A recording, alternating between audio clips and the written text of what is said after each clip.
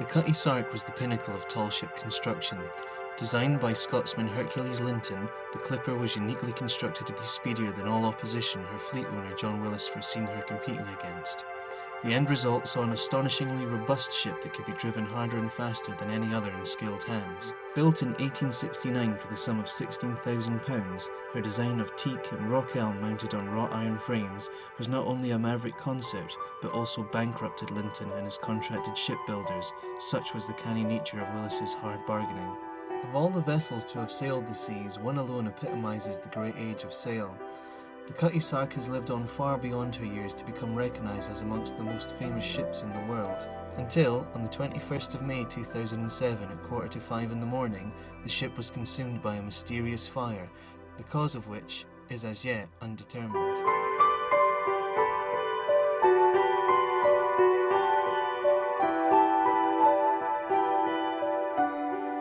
Cutty Sark is so important to Greenwich because of its history and its heritage within Greenwich. It's the only ship of this size and of this glory left in the world.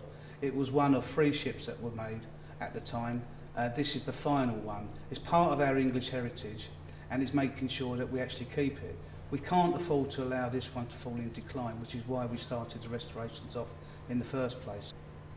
To Greenwich it was devastating, and it was actually devastating to the nation because it is a national emblem of what shipping was all about. It was a fantastic ship in its day, won lots of awards for its speed, and it's a memorial also to the hospital there where many pensioners used to be during the Crimea Wars and the Navy battles where Nelson was laid out. So it's a fitting emblem for that part of Greenwich.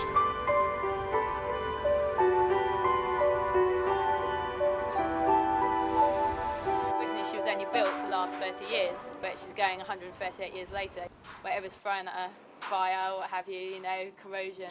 So she's still going strong. So that's why it's so important to save her. I was actually phoned up by my mother-in-law very early in the morning, about 6 o'clock, because it was the day I was going on, taking a lot of children on a school journey. And I was so devastated, I felt like cancelling the trip, but there was 25 children to consider as well. So I quickly phoned up other people and made sure that other people were informed to get people down there. And the first pictures I saw, I almost cried. These are the latest scenes. It is a breaking news story that you're waking up to. Those are the very, very latest pictures there. It's thought cylinders are on board the ship because of the restoration work being carried out. It's not known at this stage whether they contain gas or not. Scotland Yard confirming that residents living near the ship at Greenwich are expected to be evacuated shortly. We hope to be getting the very latest live from the scene. At the moment, what they have is they have a huge cordon of emergency vehicles, police, fire, ambulance, etc. surrounding the Cutty Sark. Now the smoke is so powerful that you can actually smell it all the way from Deptford. Revellers and residents first reported the fire to police at 4:45 on the 21st of May, which brought 8 fire engines and 50 firefighters to the Cutty Sark. The flames soared up to 50 feet high and were battled through to 6:30 in the morning before being doused out. Cruelly, the sprinkler system that had been installed on the Sark had been removed as part of her ongoing restoration. The fire, which police still view as suspicious, could not have come at a worse time. Because of like the gaps where the planks had come off, like cinders had fallen through and like burnt some of it, which is quite a shame really. 2 hours and £10 million worth of damage later, the fire was out. Terrible, yeah, because it's been here so long and we do walk down here a lot. Very devastated. Yeah, it shouldn't have happened, but it did, and thank God they took a lot of stuff off her. Yeah, and it was dreadful. I mean, we live at New Cross, and we can smell it. Yeah, you can smell it right down there. If there was any solace from the devastating fire, it was that much of the original material survived intact. The Sark's frame had survived and crucially hadn't buckled in the heat. It was ironically the areas that had been most recently restored that felt the brunt of the fire. Sickeningly, for those who had toiled on the restoration, their work had literally gone up in flames. Another example of corrosion with metal. You can see that bulkhead there, it's just kind of coming away. So it really is like a major issue of the ship. It's critical survival that we get this you know, it shot blasted electrolyzed. I decided before I go back to New Zealand, I would come and have a look at it. It's not going to be open for another 2-3 years. It was good while it lasted. You've seen the history. Unfortunate, it caught alight. After the fire, it was a worry that the frame would have warped, and well, then the whole frame of the ship would be lost.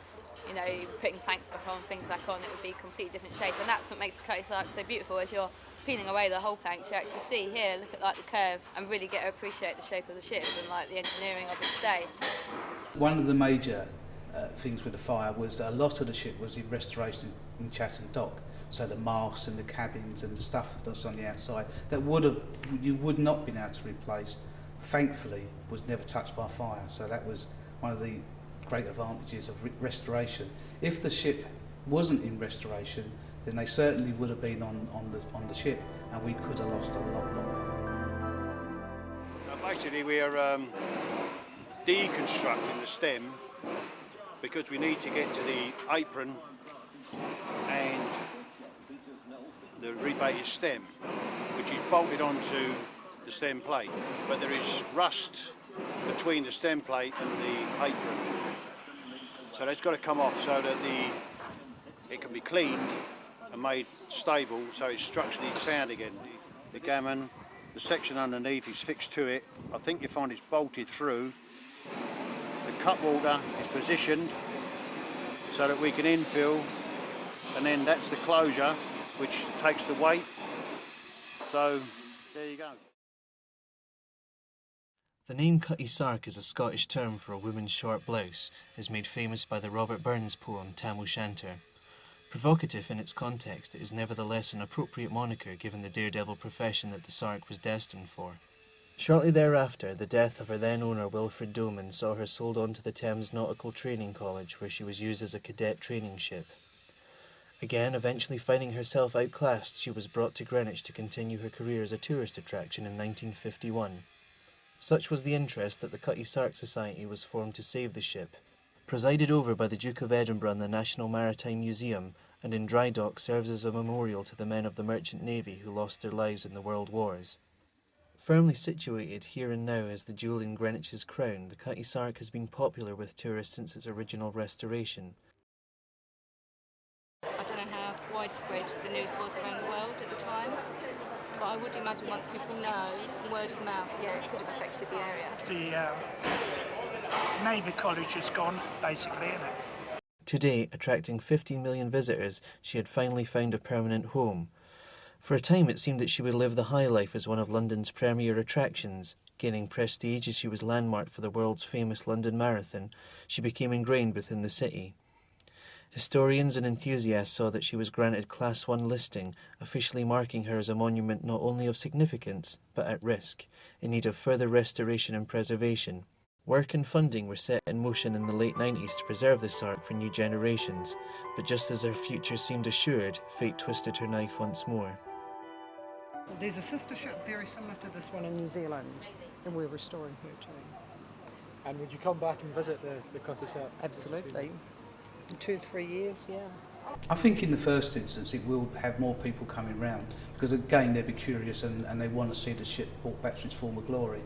The ship was always going to be restored anyway. It wasn't just going to be restored to how it was in the past. There's a new way of actually restoring the ship. The ship will be hoisted up in the air, and it'll have like a wave effect or a sea effect around the side of the ship, and you'll be able to walk underneath the whole of the ship and seeing how it was built in its entirety. So it's a different concept anyway, and that was going to happen regardless of the fire or not. So I would think that it would attract more visitors. Yeah.